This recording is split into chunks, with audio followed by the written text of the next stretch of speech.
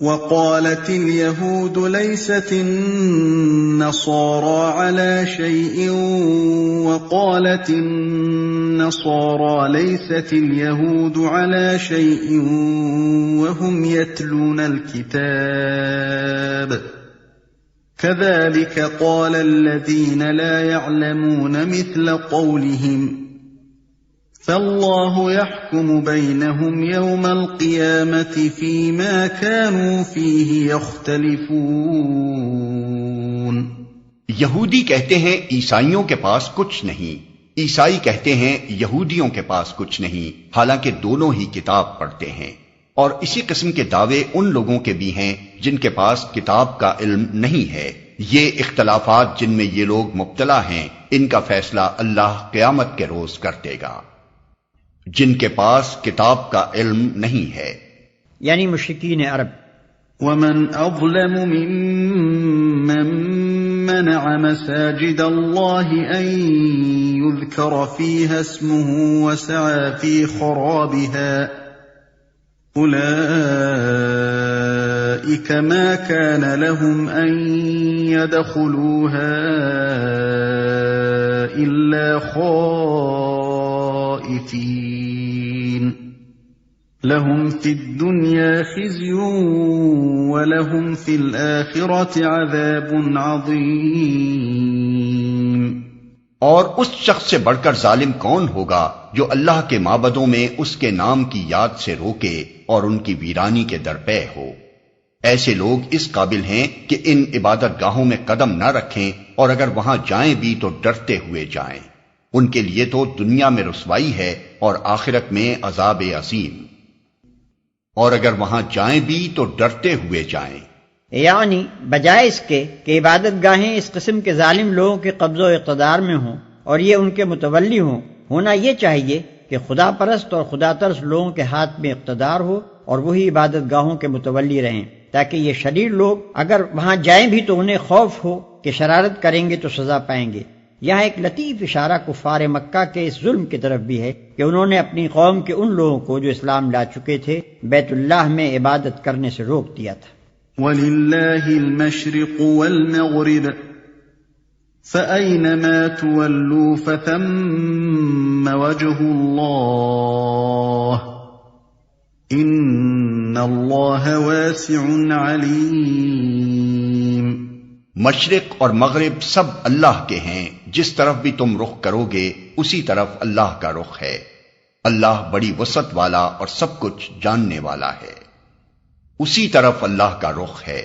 یعنی اللہ نہ شرقی ہے نہ غربی، وہ تمام سمتوں اور مقاموں کا مالک ہے، مگر خود کسی سمت یا کسی مقام میں مقید نہیں ہے، لہذا اس کی عبادت کے لیے کسی سمت یا کسی مقام کو مقرر کرنے کے معنی یہ نہیں ہے کہ اللہ وہاں یا اس طرف رہتا ہے، اور نہ یہ کوئی جھگڑنے اور بحث کرنے کے قابل بات ہے کہ پہلے تم وہاں یا اس طرف عبادت کرتے تھے، اب تم نے اس جگہ یا سمت کو کیوں بدل دیا۔ اللہ بڑی وسعت والا اور سب کچھ جاننے والا ہے۔ یعنی اللہ تعالیٰ محدود، تنگ دل، تنگ نظر اور تنگ دست نہیں ہے، جیسا کہ تم لوگوں نے اپنے اوپر قیاس کر کے اسے سمجھ رکھا ہے، بلکہ اس کی خدائی بھی وسیع ہے اور اس کا زاویہ نظر اور دائرہ فیض بھی وسیع، اور وہ یہ بھی جانتا ہے کہ اس کا کون سا بندہ کہاں کس وقت کس نیت سے اس کو یاد کر رہا ہے۔ وَقَالُوا اتَّخَذَ اللَّهُ وَلَدًا سُبْحَانَهُ بَل لَّهُ مَا فِي السَّمَاوَاتِ وَالْأَرْضِ كُلٌّ لَّهُ قَانِتُونَ۔ ان کا قول ہے کہ اللہ نے کسی کو بیٹا بنایا ہے، اللہ پاک ہے ان باتوں سے۔ اصل حقیقت یہ ہے کہ زمین اور آسمانوں کی تمام موجودات اس کی ملک ہیں، سب کے سب اس کے مطیع فرمان ہیں۔ بدیع السماوات والارض واذا قضى امرا فانما يقول له كن فيكون۔ وہ آسمانوں اور زمین کا موجد ہے، اور جس بات کا وہ فیصلہ کرتا ہے اس کے لیے بس یہ حکم دیتا ہے کہ ہو جا، اور وہ ہو جاتی ہے۔ وَقَالَ الَّذِينَ لَا يَعْلَمُونَ لَوْلَا يُكَلِّمُنَا اللَّهُ أَوْ تَأْتِينَا آيَةٌ كذلك قال الذين من قبلهم مثل قولهم تشابهت قلوبهم قد بينا الآيات لقوم يوقنون۔ نادان کہتے ہیں کہ اللہ خود ہم سے بات کیوں نہیں کرتا یا کوئی نشانی ہمارے پاس کیوں نہیں آتی؟ ایسی ہی باتیں ان سے پہلے لوگ بھی کیا کرتے تھے۔ ان سب اگلے پچھلے گمراہوں کی ذہنیتیں ایک جیسی ہیں۔ یقین لانے والوں کے لیے تو ہم نشانیاں صاف صاف نمایاں کر چکے ہیں۔ نادان کہتے ہیں کہ اللہ خود ہم سے بات کیوں نہیں کرتا یا کوئی نشانی ہمارے پاس کیوں نہیں آتی؟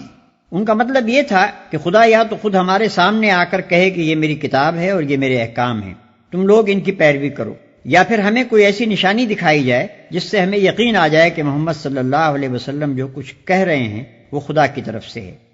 ان سب کی ذہنیتیں ایک جیسی ہیں، یعنی آج کے گمراہوں نے کوئی اعتراض اور کوئی مطالبہ ایسا نہیں گھڑا ہے جو ان سے پہلے کے گمراہ پیش نہ کر چکے ہوں۔ قدیم زمانے سے آج تک گمراہی کا ایک ہی مزاج ہے اور وہ بار بار ایک ہی قسم کے شبہات اور اعتراضات اور سوالات دہراتی رہتی ہے۔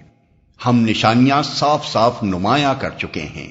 یہ بات کہ خدا خود آ کر ہم سے بات کیوں نہیں کرتا اس قدر محمل تھی کہ اس کا جواب دینے کی حاجت نہ تھی۔ جواب صرف اس بات کا دیا گیا ہے کہ ہمیں نشانی کیوں نہیں دکھائی جاتی، اور جواب یہ ہے کہ نشانیاں تو بے شمار موجود ہیں، مگر جو ماننا چاہتا ہی نہ ہو اسے آخر کون سی نشانی دکھائی جا سکتی ہے؟ أرسلناك بالحق بشيرا ونذيرا ولا تسأل عن أصحاب الجحيم۔ اس سے بڑھ کر نشانی کیا ہوگی کہ ہم نے تم کو علم حق کے ساتھ خوشخبری دینے والا اور ڈرانے والا بنا کر بھیجا۔ اب جو لوگ جہنم سے رشتہ جوڑ چکے ہیں ان کی طرف سے تم ذمہ دار و جواب دہ نہیں ہو۔ ہم نے تم کو علم حق کے ساتھ خوشخبری دینے والا اور ڈرانے والا بنا کر بھیجا۔ یعنی دوسری نشانیوں کا کیا ذکر، نمایاں ترین نشانی تو محمد صلی اللہ علیہ وسلم کی اپنی شخصیت ہے، آپ کے نبوت سے پہلے کے حالات اور اس قوم اور ملک کے حالات جس میں آپ پیدا ہوئے، اور وہ حالات جن میں آپ نے پرورش پائی اور 40 برس زندگی بسر کی، اور پھر وہ عظیم الشان کارنامہ جو نبی ہونے کے بعد آپ نے انجام دیا۔ یہ سب کچھ ایک ایسی روشن نشانی ہے جس کے بعد کسی اور نشانی کی حاجت نہیں رہتی۔ وَلَن تَرْضَىٰ عَنكَ الْيَهُودُ وَلَا النَّصَارَىٰ حَتَّىٰ تَتَّبِعَ مِلَّتَهُمْ قُلْ إِنَّ هُدَى اللَّهِ هُوَ الْهُدَىٰ وَلَئِنِ اتَّبَعْتَ أَهْوَاءَهُم بَعْدَ الَّذِي جَاءَكَ مِنَ الْعِلْمِ مَا لَكَ مِنَ اللَّهِ مِن وَلِيٍّ وَلَا نَصِيرٍ۔ یہودی اور عیسائی تم سے ہرگز راضی نہ ہوں گے جب تک تم ان کے طریقے پر نہ چلنے لگو۔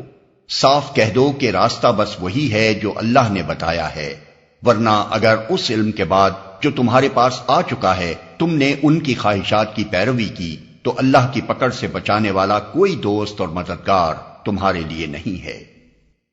یہودی اور عیسائی تم سے ہرگز راضی نہ ہوں گے جب تک تم ان کے طریقے پر نہ چلنے لگو۔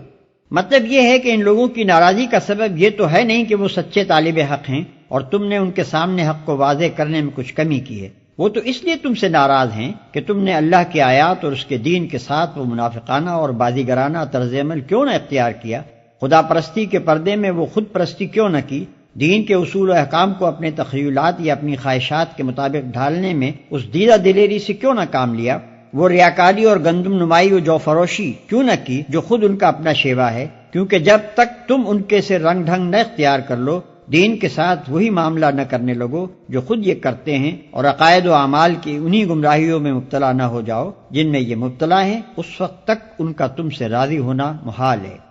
الذين آتيناهم الكتاب يتلونه حق تلاوته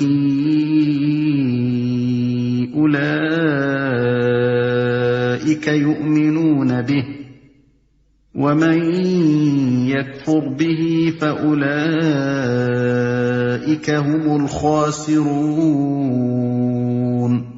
جن لوگوں کو ہم نے کتاب دی ہے وہ اسے اس طرح پڑھتے ہیں جیسا کہ پڑھنے کا حق ہے، وہ اس پر سچے دل سے ایمان لاتے ہیں، اور جو اس کے ساتھ کفر کا رویہ اختیار کریں وہی اصل میں نقصان اٹھانے والے ہیں۔ وہ اس پر سچے دل سے ایمان لاتے ہیں۔ یہ اہل کتاب کے صالح عنصر کی طرف اشارہ ہے کہ یہ لوگ دیانت اور راستی کے ساتھ خدا کی کتاب کو پڑھتے ہیں، اس لیے جو کچھ کتاب اللہ کی روح سے حق ہے اسے حق مان لیتے ہیں۔